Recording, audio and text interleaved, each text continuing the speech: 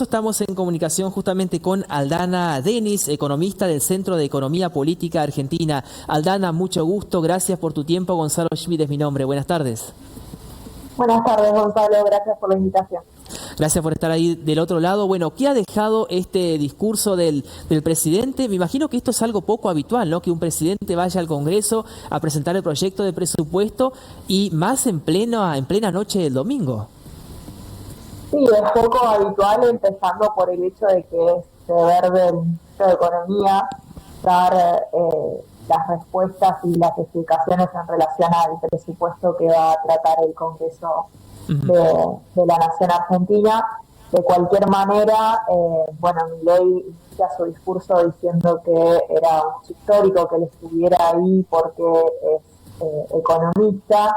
Entonces, a partir de allí empieza un discurso que tiene frases muy repetitivas respecto de otros discursos que ya hemos escuchado, donde hay muchos, si se quiere, eslóganes que repite sin sustento en los datos. Argentina es el país con mayor cantidad de impuestos. Bueno, no tiene acceso al crédito por ser desfolteadora serial. Bueno, ahí omite la centralidad, por ejemplo, que tiene el acuerdo con el Fondo Monetario Internacional, del que fue tomado su propio ministro de Economía era funcionario. Bueno, la inflación como consecuencia directa de la emisión monetaria. Son todas frases que lo hemos escuchado repetir muchas veces y que esta no fue la excepción.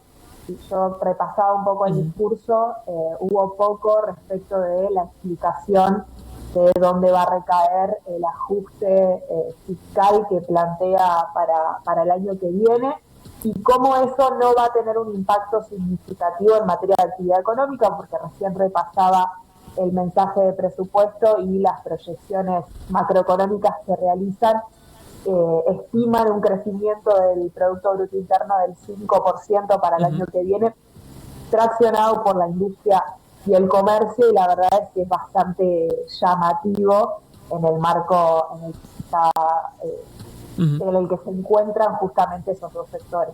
Claro, y por ahí una frase que resonó muchísimo, Aldana, todo el tiempo. Bueno, justamente desde la oposición, sobre todo, se calificaba al discurso del presidente como un discurso de campaña, ¿no? De alguien que por ahí no tomó dimensión del cargo que está ocupando y que ya hace más de 6 meses que está justamente en la presidencia, ya cerca de un año justamente. Y el famoso déficit cero, ¿no? Del que tanto se habla, y ahora por ahí le pidió más esfuerzo a las provincias y sobre todo lo que ello implica, ¿no? Porque más allá de las formas, de que vaya al Congreso el presidente, de que sea un día domingo a la noche, lo que importa por ahí son cómo impacta, ¿no?, en la vida social de cada uno de nosotros este déficit cero. O sea que muchos dicen que el panorama hacia adelante es igual o más ajuste todavía. ¿Es así esto? Sí, exactamente. Él plantea en el discurso que el equilibrio fiscal es innegociable y que el superávit primario, es decir, la diferencia entre los ingresos y los gastos corrientes, tiene que ser igual o superior a los intereses del pago de la deuda. Es decir, que va a haber superávit como condición, superávit primario y superávit financiero, que ese es el objetivo central y que a partir de allí se van a ajustar las partidas del gasto en función de lograr ese objetivo. Eso es una distinción muy importante en materia de política pública y de modelo de gobierno, de modelo de país, ¿no?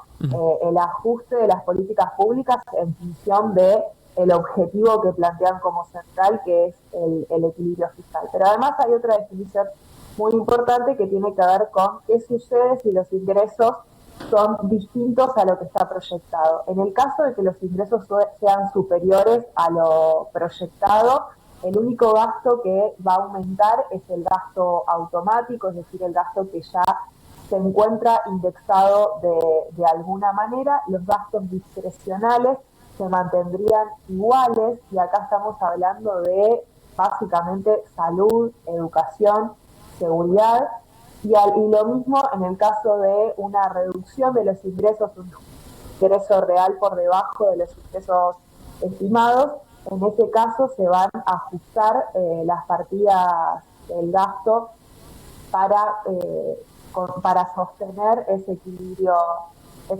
fiscal, sin tener en cuenta lo que eso implica, porque justamente en una parte del discurso dice que lo que se va a ajustar es el gasto para que esa recesión la absorba el sector público y no el sector privado. Bueno, en un contexto recesivo, propiciar un ajuste aún mayor del gasto, no hay, creo que no hay manuales que digan que eso va a permitir una recuperación y que no va a tener impacto para el sector privado. De hecho, el ejemplo más claro es este mismo año que estamos transitando, con lo que implicó la retirada del Estado en ciertos sectores en este contexto recesivo, que no significa que la recesión la absorbió el sector público, sino que el sector privado está pagando un costo muy alto por esta situación. Y la pregunta, Dana, es ¿hasta cuánto tiempo, cómo ven ustedes el panorama social, ¿no? ¿Cuánto más va a aguantar, sobre todo los sectores más vulnerables, que ya la están por ahí no pasando bien en este momento? ¿Todavía tiene un alto consenso social pese a estas políticas el gobierno nacional? Bueno, me parece que eso en definitiva lo va a determinar la calle. Obviamente hay un margen muy amplio para lo que haga la oposición, la política, pero finalmente quien va a determinar ese termómetro es la calle, es la gente, la resistencia a ese contexto de ajuste. Creo que un dato político relevante es la caída del rating de los principales canales de televisión el domingo en el discurso apenas iniciada la cadena nacional, en contraposición a lo que había pasado el 1 de marzo con la apertura de las sesiones legislativas. Pero en definitiva creo que ahí radica gran parte de cuánta sostenibilidad tenga este nivel de ajuste, que a diferencia de lo que plantean durante todo el documento, recae sobre los sectores más vulnerables. Las partidas de ingresos que se ajustaron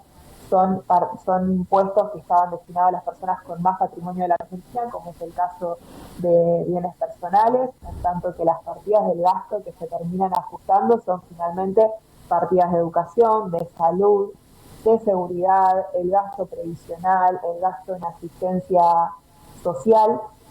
Es decir, que en definitiva no hay manera de que este ajuste, tal como está planteado, no recaiga sobre los sectores más vulnerables.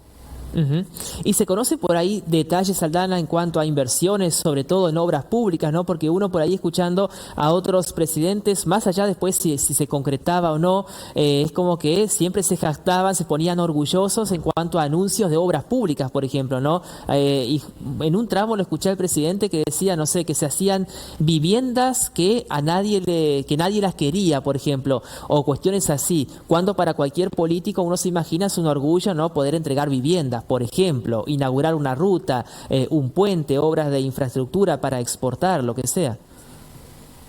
Sí, no llegué a terminar el presupuesto en su totalidad como para hacer un análisis Claro. más profundo de lo que es la inversión en obra pública. Sí me quedaba, mientras analizaba el discurso de ayer, con una frase respecto a cuáles son las funciones del Estado Nacional. El presidente dice que las funciones del Estado Nacional son la estabilidad macroeconómica y el imperio de la ley. Cualquier otra cuestión puede resolverse a través del mercado. Para poner un poco un marco a esto que vos decías de la vivienda, lo podemos pensar en la educación pública, en las universidades. También anunció que va a vetar, o al menos dio a entender que va a vetar la ley de financiamiento universitario. Es decir, en ese sentido es una frase bastante contundente como para entender cuál es la perspectiva que tiene el gobierno respecto a las funciones del Estado en cuanto a educación, salud, seguridad, acceso a la vivienda, en este caso particular que vos mencionabas. Bueno, habrá que ver cómo continúa este debate, obviamente en los próximos meses, todavía falta, y si el Congreso, ¿no?, también aprueba este proyecto de presupuesto.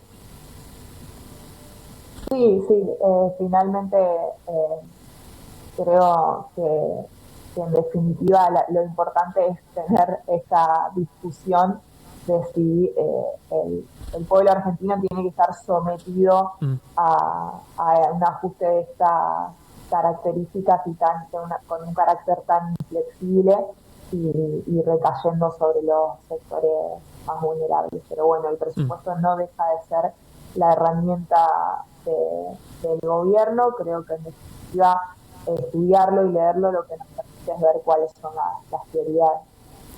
Por supuesto. Aldana, muchísimas gracias por este contacto, ¿eh? Un saludo. Gracias a ustedes.